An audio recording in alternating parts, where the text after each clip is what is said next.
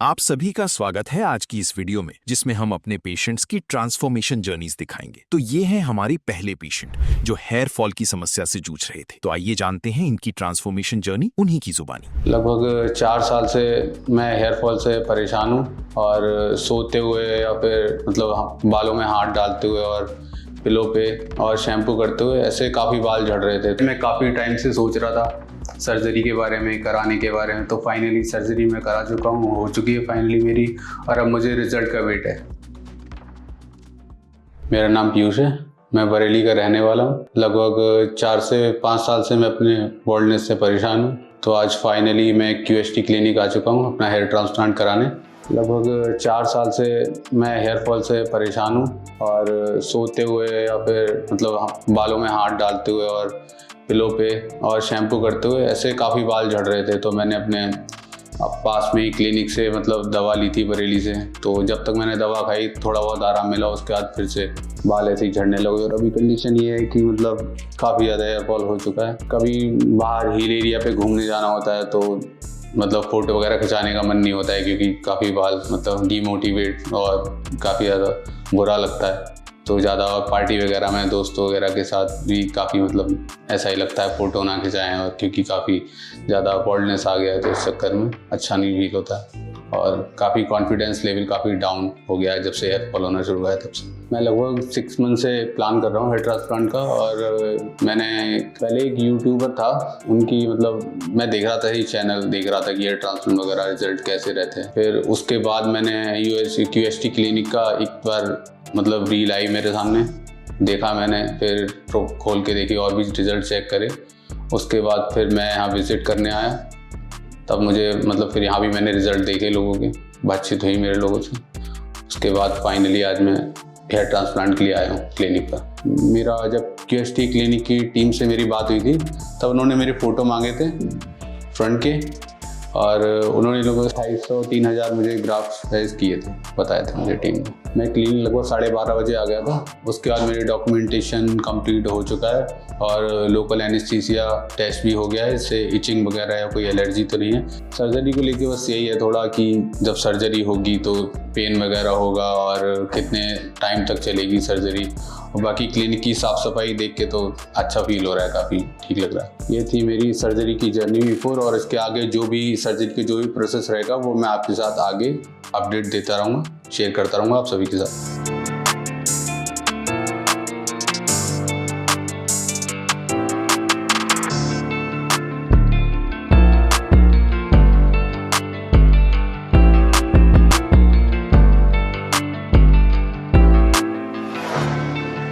Surgery मेरी हो चुकी है, आप देख सकते हैं मेरी कंडीशन। और मेरी सर्जरी में लगभग 10.5 घंटे लगे थे, और 10.5 घंटे के बीच में कोई भी दिक्कत नहीं हुई, कोई ज़्यादा पेन भी नहीं, हल्का बहुत चुभन सी हुई थी। कभी कुछ लगा तो डॉक्टर्स वगैरह ने और स्टाफ ने काफ़ी सपोर्ट करा बहुत अच्छी तरह से, और इतने टाइम में कोई भी दिक्कत नहीं हुई। क्लिनिक में किसी भी तरह की कोई प्रॉब्लम नहीं हुई, और जो है होने के बाद कंडीशन आप मेरी देख ही सकते हैं। सर्जरी स्टार्ट होने से पहले थोड़ा सा मन में डर था, थोड़ा सा पेन को लेके और भी, लेकिन फिर जब सर्जरी स्टार्ट हुई 10-15 मिनट के बाद फिर ऐसा कुछ भी नहीं लगा। और उसके सारे जितनी भी देर सर्जरी उस टाइम में कोई दिक्कत नहीं है, और सर्जरी होने के बाद भी कोई पेन वगैरह ऐसा कुछ भी नहीं, बहुत अच्छा रहा। अब मेरी सर्जरी हो चुकी है तो सर्जरी को लेके मुझे काफ़ी अच्छा लग रहा है, और मुझे अब रिज़ल्ट का वेट है। मैं काफ़ी टाइम से सोच रहा था सर्जरी के बारे में, कराने के बारे में। तो फाइनली सर्जरी मैं करा चुका हूँ, हो चुकी है फाइनली मेरी, और अब मुझे रिज़ल्ट का वेट है। रिज़ल्ट की मैं उम्मीद करता हूँ काफ़ी अच्छा रहेगा आगे भी, क्योंकि जिस तरह से हुआ है, मेरी सर्जरी हुई है, बताया था डॉक्टर्स ने मुझे, तो रिज़ल्ट उम्मीद है काफ़ी अच्छा रहेगा। और मैं आगे आपसे मिलता रहूँगा PRP सेशंस वगैरह में।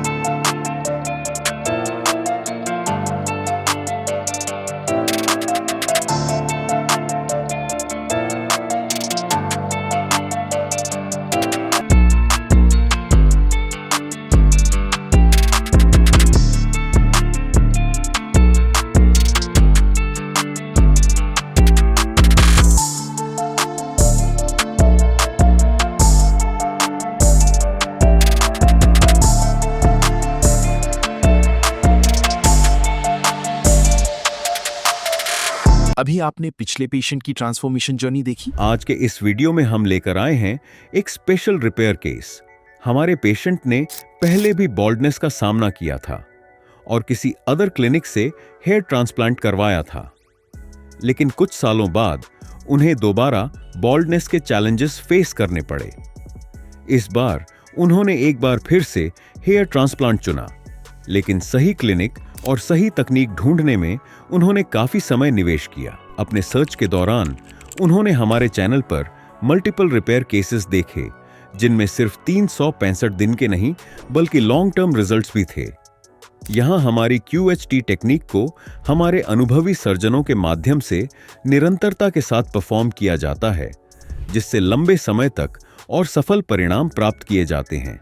और आज के इस वीडियो में हम आपको दिखाएंगे उनकी कंप्लीट जर्नी, सर्जरी से लेकर फाइनल रिजल्ट्स तक। तो बने रहिए वीडियो के एंड तक, क्योंकि ये रिपेयर ट्रांसफॉर्मेशन सिर्फ एक और केस नहीं है।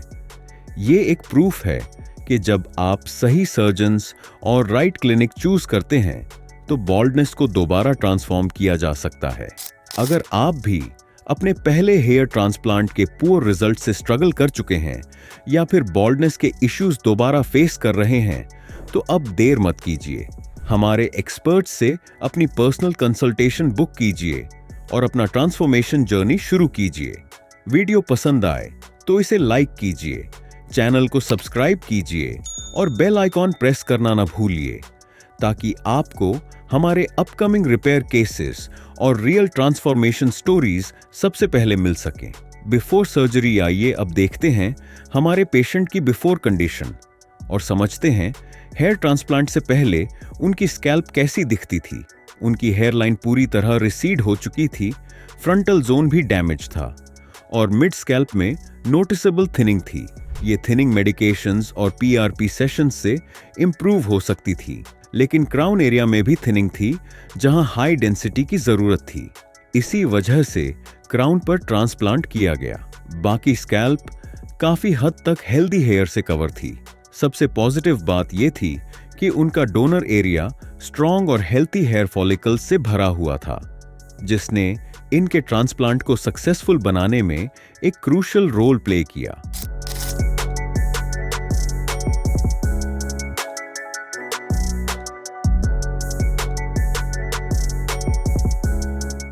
पेशेंट की स्कैल्प का डिटेल्ड एनालिसिस करने के बाद हेयरलाइन डिजाइन शुरू करने से पहले हमारे एक्सपर्ट्स ने उनके बालों को केयरफुली ट्रिम किया। उसके बाद हेड वॉश किया गया ताकि स्कैल्प से डर्ट, ऑयल और बाकी इंप्यूरिटीज कंप्लीटली क्लीन हो जाएं। इससे इंश्योर हुआ कि हेयरलाइन डिजाइन करते वक्त कोई ऑब्स्टिकल न हो और हमारे एक्सपर्ट्स एक परफेक्टली नेचुरल हेयरलाइन बना सकें। सिर्फ हेयरलाइन ही नहीं बल्कि फ्रंटल जोन और क्राउन एरिया को भी एक्यूरेटली मार्क किया गया, ताकि पूरे अफेक्टेड एरिया को कवर किया जा सके और फाइनल आउटकम बैलेंस्ड और नेचुरल लगे। आपकी हेयरलाइन आपके ओवरऑल लुक का सबसे इंपॉर्टेंट पार्ट होती है। अगर आप भी अपने लिए कस्टमाइज्ड और नेचुरल हेयरलाइन डिजाइन चाहते हैं तो अपनी कंसल्टेशन अभी बुक कीजिए।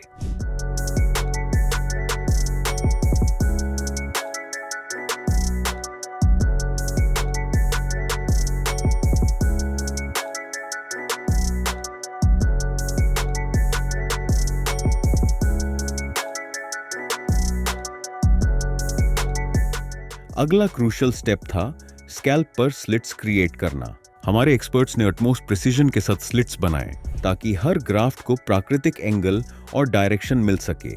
ये स्टेप हेयर ट्रांसप्लांट का बैकबोन माना जाता है, क्योंकि इसी पर डिपेंड करता है कि इम्प्लांटेड हेयर बाद में नेचुरल लगेगा या आर्टिफिशियल। आइए अब आते हैं सर्जरी के प्रोसीजर पार्ट पर, जहां हमारे एक्सपर्ट्स अपने कंसिस्टेंट एक्सपीरियंस और प्रिसीजन के साथ QHT टेक्निक का यूज करते हुए ग्राफ्ट्स को इम्प्लांट करते हैं। हर ग्राफ्ट को पेशेंट के फेशियल फीचर्स, मार्किंग एरियाज और स्लिट्स की डायरेक्शन के अकॉर्डिंग केयरफुली प्लेस किया गया।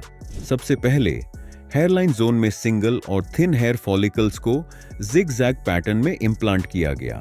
ये पैटर्न नेचुरल इरेगुलरिटी क्रिएट करता है, जिससे हेयरलाइन बिल्कुल नेचुरल लगती है और परफेक्टली पेशेंट के फेशियल फीचर्स के साथ मैच करती है। फ्रंटल जोन में डेंसिटी एनहांस करने के लिए डबल और ट्रिपल हेयर फॉलिकल्स इम्प्लांट किए गए, जिससे एक वॉल्यूमिनस और यूथफुल लुक हासिल हुआ। क्राउन एरिया में नेचुरल स्वर्ल रिक्रिएट करने के लिए सिंगल, डबल और ट्रिपल फॉलिकल्स वेरिंग एंगल्स पर इम्प्लांट किए गए, ताकि एक रियलिस्टिक और एस्थेटिकली प्लीजिंग पैटर्न बन सके। इस केस में टोटल 3800 ग्राफ्ट्स यूज किए गए, जो पेशेंट के सेफ डोनर एरिया से केयरफुली एक्सट्रैक्ट किए गए। ये फॉलिकल्स नेचुरली DHT रेजिस्टेंट होते हैं, जिसका मतलब है कि ये फ्यूचर हेयर लॉस से प्रोटेक्टेड रहते हैं। इन्हें सिमल्टेनियसली एक्सट्रैक्ट और इम्प्लांट किया गया ताकि फॉलिकल्स की सर्वाइवल रेट मैक्सिमम हो और रिजल्ट्स लॉन्ग लास्टिंग और कंप्लीटली नेचुरल रहें।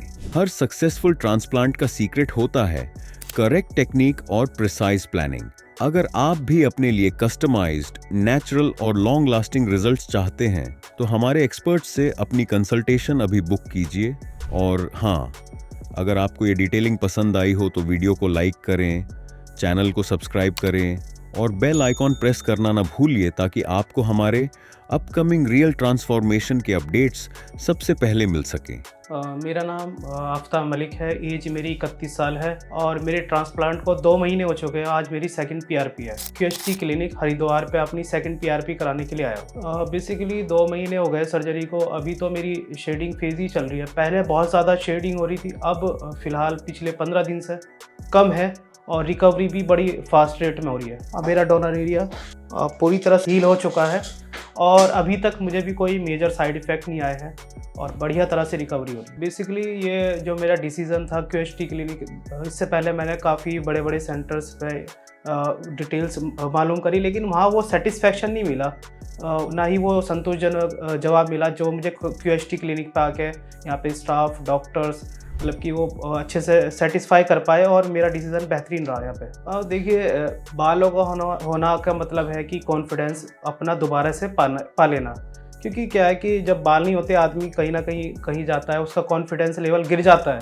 तो ये बाल जो आ रहे हैं, मेरा कॉन्फिडेंस लेवल बूस्टअप हो रहा है दिन पे दिन, जैसे ये इंक्रीज़ हो रहा है। तो कुल मिलाकर अनुभव अच्छा रहा है अभी तक। पहले मैं उन चीज़ों के लिए जाने से बचता था, ये डर लगता था कि यार कोई मुझे क्या कहेगा, थोड़ा अजीब लगता था, लेकिन अब वो कॉन्फिडेंस आ गया है और अब मतलब कि मुझे बढ़िया खुल के मुझे लगता है कि मैं जी पा रहा हूँ और जा पा रहा हूँ उन चीज़ों पे। और धीरे धीरे जैसे बाल बढ़ेंगे तो और ज़्यादा कॉन्फिडेंस आएगा, तो और चीज़ें मैं आसानी से कर पाऊँगा। देखिए, पहले मैं भी इस तरह ही सोचता था कि भाई बाल गिर रहे हैं, प्रोडक्ट्स आ रहे हैं मार्केट्स में, बड़े बड़े प्रोडक्ट्स आ रहे हैं, उनकी चीज़ें देखता था कि भाई कहीं ना कहीं वो रिकवर कर देंगे, लेकिन ऐसा पॉसिबल हो नहीं पाया। दिन पे दिन मेरे बाल गिरते गए और कहीं ना कहीं मैं अब इसको पछतावे की तरह देखता हूँ कि पहले मुझे क्यों नहीं पता चल पाया QHT क्लिनिक के बारे में।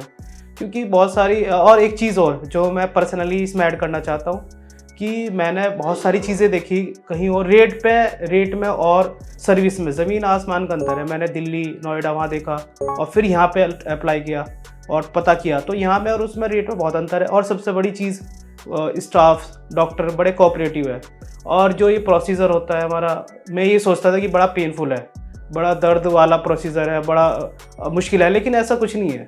मतलब बड़ा आसानी से हो जाता है और इस फेज़ को आप बड़ी जल्दी से रिकवर कर सकते हैं। और इस फैसले को जितनी जल्दी लें, अपने बालों को ना जाने दें, उस चीज़ का इंतज़ार ना करें कि भाई मेरे बाल जब पूरी तरह से चले जाए जब ही मैं उस चीज़ को लूँगा। इसको इस तरह ना देखें, इस तरह देखें कि जब बाल चले जाने से पहले ही जब वो शुरू हो जाएं तो इस फैसले को तुरंत लें और QHT क्लिनिक पाएँ, ये बेस्ट डिसीजन रहेगा। देखिए, मैंने अपना जो अब तक मेरी जिस दिन सर्जरी हुई थी और अब तक मुझे 2 महीने हो चुके हैं और मैंने अपना पूरा एक्सपीरियंस शेयर कर दिया आप लोगों से, और आगे जैसे भी मेरी ग्रोथ होती रहेगी मैं आपको अपडेट देता रहूँगा। और इसके लिए मैं शुक्रगुजार हूँ तहे दिल से QHT क्लिनिक का कि उसने मुझे ये सब चीज़ें मौका दिया, एक तरह से मेरा कॉन्फिडेंस दोबारा वापस लाने में। Thank you very much.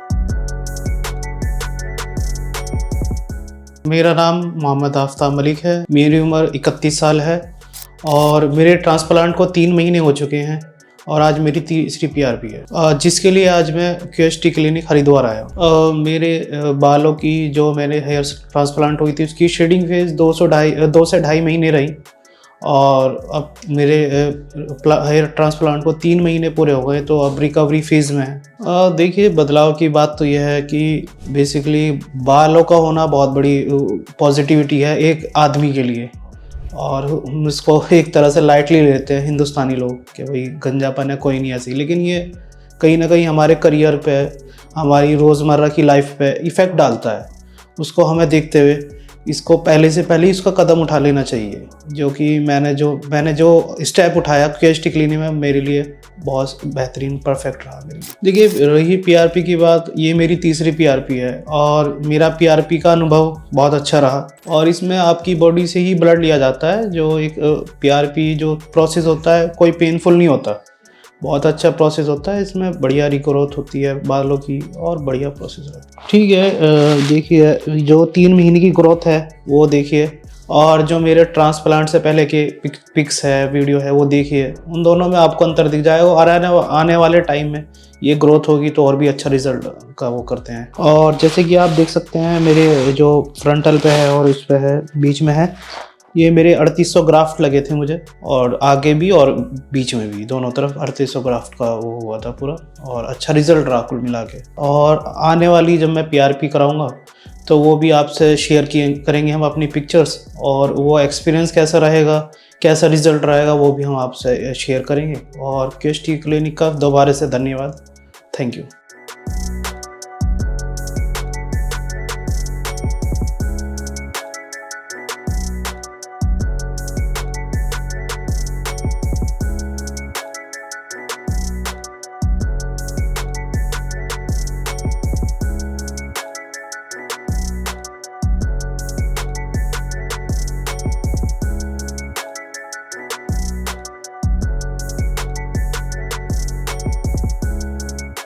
मेरा नाम मोहम्मद आफ्ताब मलिक है और मेरे ट्रांसप्लांट पिछले साल 2024 सितंबर में हुआ था। एक्सपीरियंस के तौर पे अच्छा एक्सपीरियंस रहा। तब मैं था काफ़ी कॉन्फिडेंस लो था, और उसके बाद मेरी यहाँ पे डॉक्टर से बात हुई, टीम से बात हुई, उनका रेस्पॉन्स हमेशा पॉजिटिव रहा।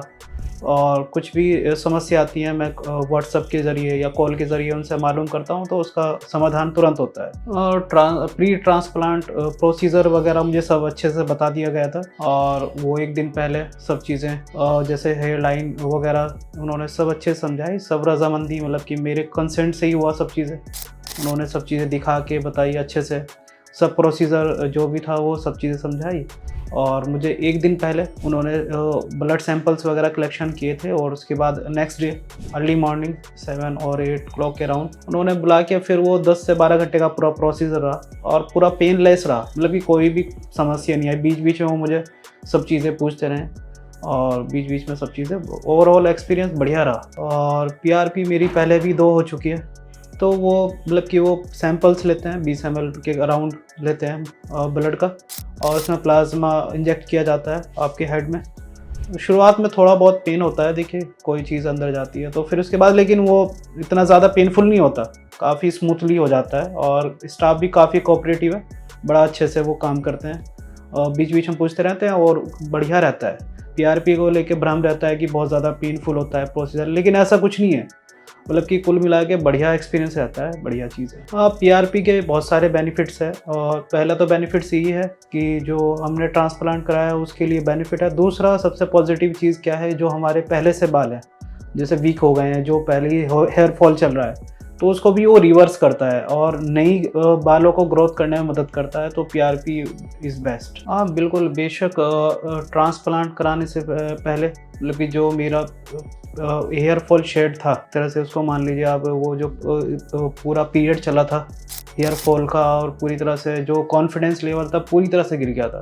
मतलब कि ये था, मैं कहीं पार्टी यार दोस्तों के साथ जाने में बड़ा कतराता था, मतलब बड़ा कोई कुछ भी, मतलब कि थोड़ा सा भी अपना कॉन्फिडेंस लेवल बूस्ट नहीं हो पा रहा था। लेकिन जब मैंने ट्रांसप्लांट कराया उसके बाद, जैसे 5-6 महीने बाद थोड़ा रिजल्ट मिला मुझे, तो कॉन्फिडेंस लेवल उससे कहीं ज़्यादा बढ़ के आया। और मैं अपनी कम्युनिटी में, सोशल लाइफ और अपनी लाइफ, जैसे आसपास हमारे यार दोस्त होते हैं, उसमें मुझे काफ़ी रहा। और लोग बाग मेरे से स्पेशली पूछते हैं कि भाई इतना अच्छा रिज़ल्ट, इतना अच्छी सब चीज़ें, क्योंकि दूर से बिल्कुल नहीं पता लगता कि मैंने ट्रांसप्लांट कराया। कोई ज़्यादा ही बारीकी तौर पे नज़दीक आके देखे तब उसको थोड़ा लगता है कि हाँ आपने कराया, लेकिन वो सामने से बोलते हैं कि भैया आप क्या लगा रहे हो, क्या कर रहे हो, क्या नेचुरोपैथी इस्तेमाल करिए या कोई शैम्पू वगैरह। मैं उनको यही सजेशन करता हूँ। काफ़ी यार दोस्त पूछते हैं, जान पहचान अनजान लोग भी पूछते हैं कि आपने कहाँ से ट्रांसप्लांट कराया, तो हमेशा मेरा सजेशन रहता है QST क्लिनिक ही बेस्ट भी है, और मतलब कि पैसों के मामले में भी बिल्कुल बहुत बढ़िया है। क्योंकि नहीं तो बहुत ज़्यादा सबसे पहले जहन में इंसान की यही आता है कि यार ट्रांसप्लांट का मतलब है एक्सपेंसिव, बहुत ज़्यादा खर्चा। लेकिन मैंने उनको बताया कि ऐसा कुछ नहीं है, ये सब मिथ है। आप जाके अपना एक बार एक्सपीरियंस कीजिए। कराना ना कराना तो दूर की बात है, बात की बात होती है, लेकिन एक बार आप मिलिए जाके, आपको बहुत अच्छा लगेगा और आप 101% करा के जाएंगे। तो ये बहुत बढ़िया एक्सपीरियंस रहा मेरा। हेयर फॉल स्टार्ट हुआ था 2010 और 2012 के राउंड हुआ था। पहले मुझे डैंड्रफ की समस्या शुरू हुई थी, बहुत ज़्यादा डैंड्रफ होता था, ईचिंग होती थी स्काल्प में बहुत ज़्यादा, फिर बहुत ज़्यादा गुच्छों में बाल उतरते थे। उस टाइम बहुत ज़्यादा बाल थे तो इतनी ज़्यादा समस्या दिखती नहीं थी, क्योंकि बहुत ज़्यादा घने बाल थे, डार्क थे, सब चीज़ें थी, अपना हेयर लाइन भी बिल्कुल बढ़िया, लेकिन मैं उस टाइम इग्नोर करता रहा। लेकिन उसके बाद मैंने बहुत सारे फार्मूले अपनाए, कुछ देसी घरेलू नुस्खे अपनाए, फिर उसके बाद कुछ आयुर्वेदिक प्रोडक्ट अपनाए, फिर कुछ एलोपैथिक चीज़ें अपनाई, कुछ दवाइयाँ, जो भी कोई कुछ भी बता देता था मैं उसको आंख बंद करके विश्वास करके करता था। लेकिन उनसे ये है कि 1-2%, 5-10% लाभ मिलता था। जैसे इसको छोड़ता था तो फिर उससे ज़्यादा हेयर फॉल होते थे, परेशानी वो डबल बन के आती थी। और ये मैंने अपने मतलब कि ये मेरा 12-13 साल का पीरियड रहा जो मतलब कि हेयर फॉल करा। तो उसमें मैंने जो नहीं हो सकता था वो भी, जो हो सकता था वो भी सब चीज़ें अप्लाई की, लेकिन लाभ कुछ नहीं हुआ मुझे और नुकसान हुआ उस चीज़ का। देखिए, ट्रांसप्लांट कराने के बाद कुछ ज़रूरी सावधानियां जो मैंने नोटिस की है वो करनी चाहिए। और एक तो आपको अपने बालों को लेकर बहुत ज़्यादा केयरफुल होना चाहिए, क्योंकि हम क्या सोचते हैं कि बाल तो यार हमारे शरीर का हिस्सा नहीं है, वो ऐसे ही है। लेकिन ये भी एक तरह से जैसे हम अपने फेस को, अपनी पूरी बॉडी को केयर करते हैं, ऐसे ही बालों को केयर की ज़रूरत होती है। इनके भी न्यूट्रिशन और जैसे कि पॉल्यूशन से, थोड़ा धूल मिट्टी से बचा के रखना चाहिए। और आलतू फालतू प्रोडक्ट के चक्कर में नहीं पड़ना चाहिए कि बहुत सारे लोग सोचते हैं कि यार ये इसने ही बता दिया, ये लगा लो, पता लगा वो लगाया अपने फ़ायदे के लिए और कहीं ना कहीं वो नुकसान कर गया। और ट्रांसप्लांट आपने कराया था फ़ायदे के लिए, और कहीं ना कहीं आप फिर ब्लेम करेंगे जहाँ से आपने कराया, कहीं से भी कराएं, चाहे वो QST से कराएं, कहीं भी किसी भी डॉक्टर के अंडर सुपरविज़न में कराएं, लेकिन फिर उसको पूरा फॉलोअप करना चाहिए।